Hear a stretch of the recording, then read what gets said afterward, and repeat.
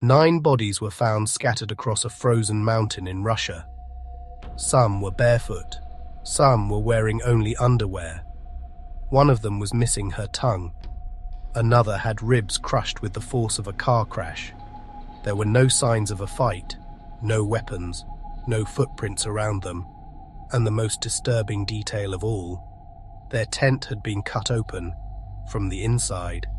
This is the Dyatlov Pass incident, and nothing about it makes sense. In February 1959, a search team was sent deep into the Ural Mountains after a group of hikers failed to return home.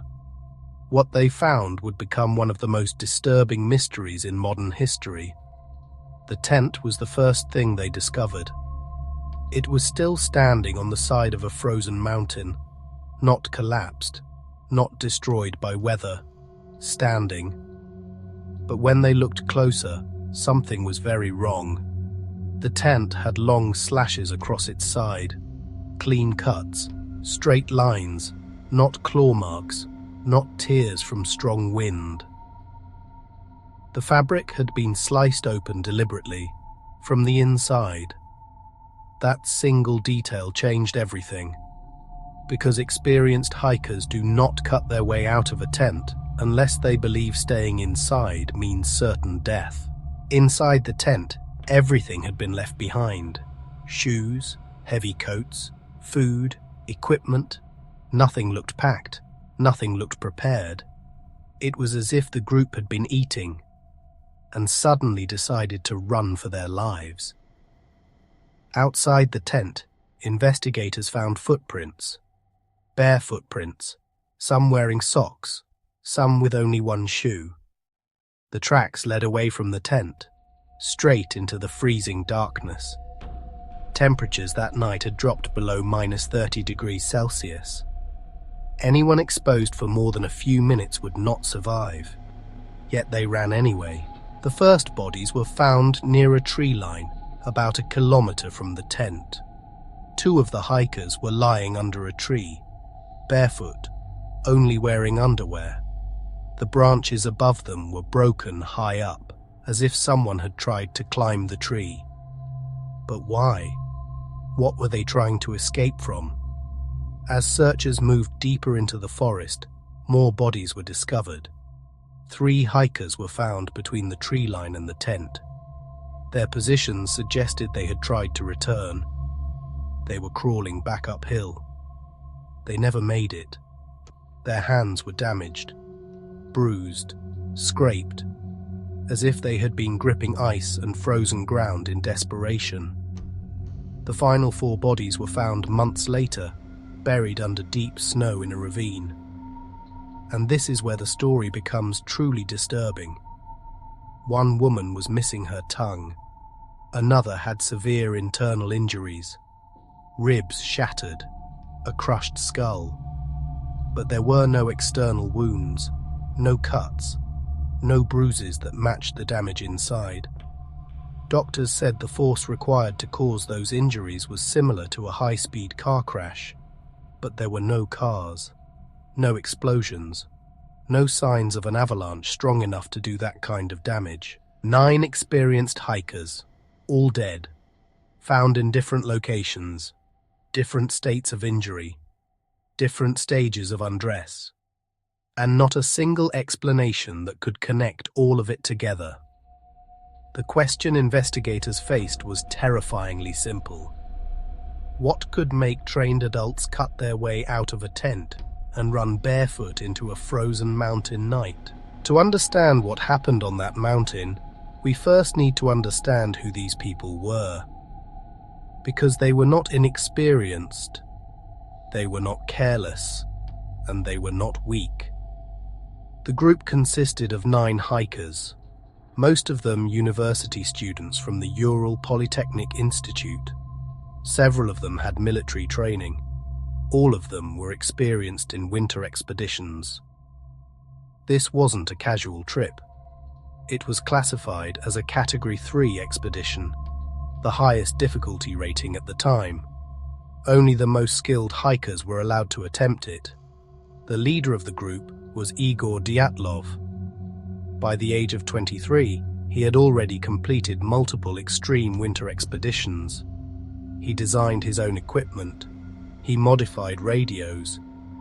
He was known for being calm, logical, and prepared.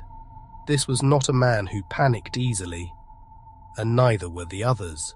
Before leaving, the group submitted a detailed plan. Route, timeline, checkpoints. They were expected to return by late February. If they didn't, a search would be launched, which is exactly what happened. Throughout the journey, the group kept journals. They wrote daily entries, they took photographs, they joked, they complained about the cold, they laughed. Nothing suggested fear, nothing suggested tension, nothing suggested danger. Their last photos show them smiling, normal, relaxed, alive. On January 31st, the group reached the edge of the mountain region. They established a small supply cache and prepared for the final climb. The next day, February 1st, they began ascending the slope of a mountain known as Kholat Syakhl. Its name translates to Dead Mountain, a name given long before the incident. Weather conditions worsened that day. Strong winds, heavy snow, poor visibility. At some point, the group made a navigation error. They drifted off course. Instead of descending to a safer forested area, they ended up higher on the exposed slope. They had a choice: descend and lose progress, or camp where they were. They chose to camp, a risky decision, but not a reckless one. Experienced hikers sometimes do this to avoid losing altitude they would have to regain the next day. They set up their tent on the side of the mountain, anchored it, reinforced it, prepared for the night. This was not their first storm. This was not unfamiliar territory. They cooked, they ate, they wrote their final journal entries. Nothing unusual was recorded. No fear, no panic, no warning.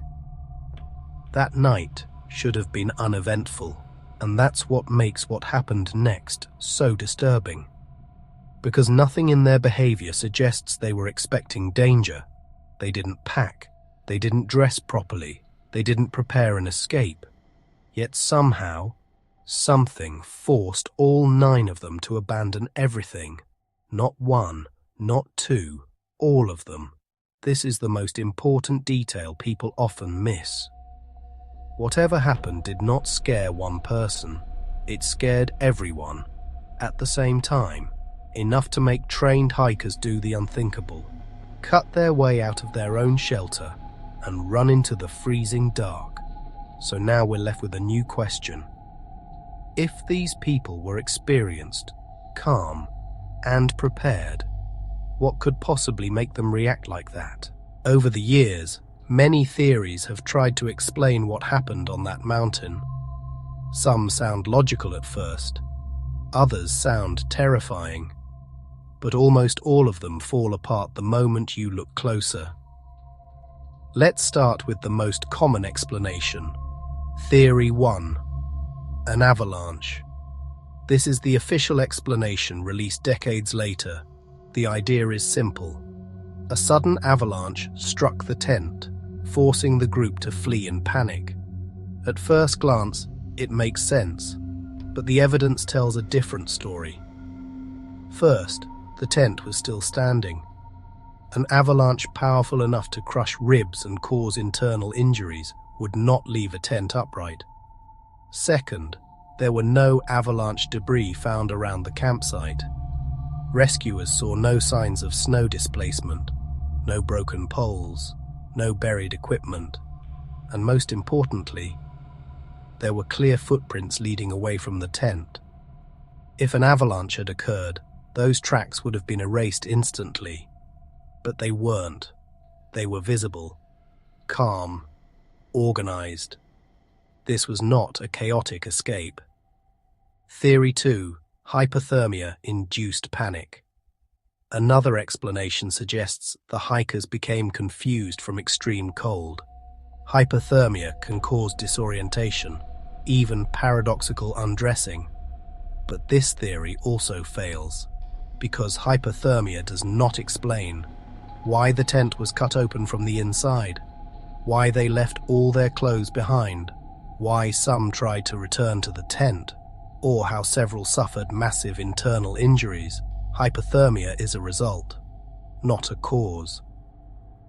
Theory 3. Wild animals.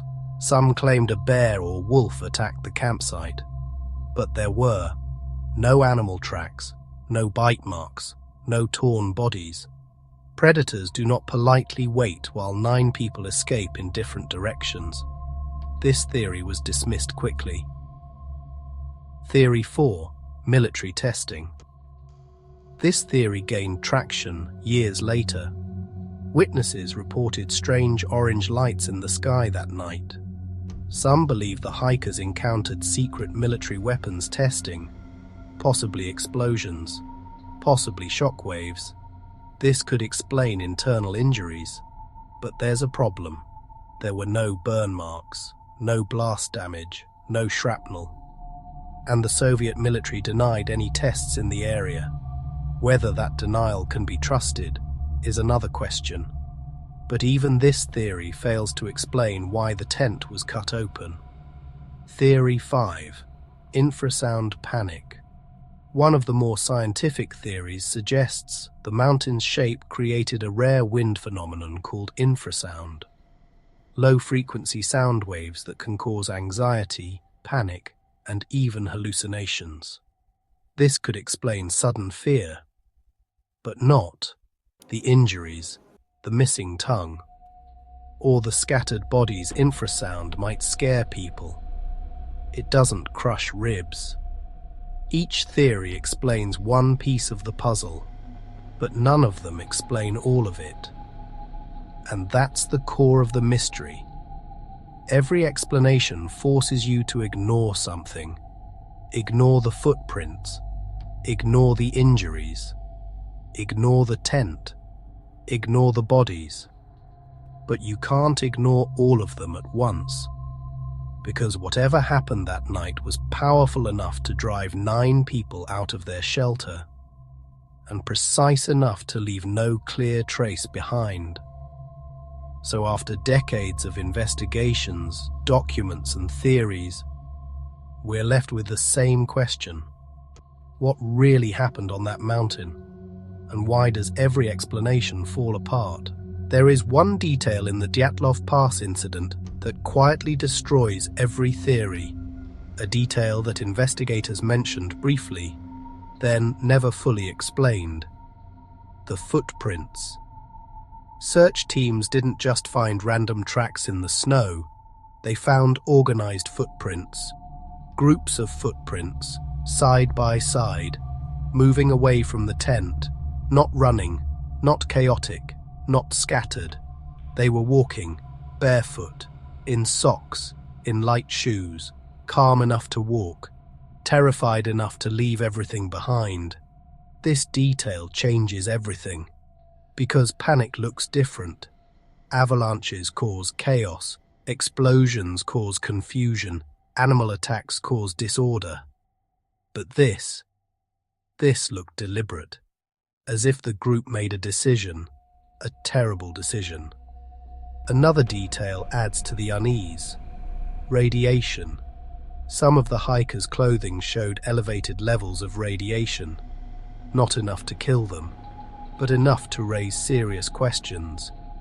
Where did it come from? No radioactive materials were found at the site, no nuclear facilities nearby, no official explanation. The finding was quietly noted and then ignored. Then there was the official conclusion.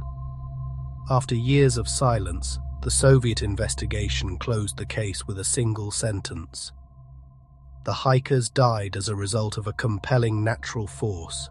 No explanation, no clarification, no follow-up. Just that, a force. Decades later, the case was reopened. New tests, new models, new explanations. Avalanche theories were refined. Wind patterns were simulated, snow behavior was analyzed, but even modern investigations admitted something important.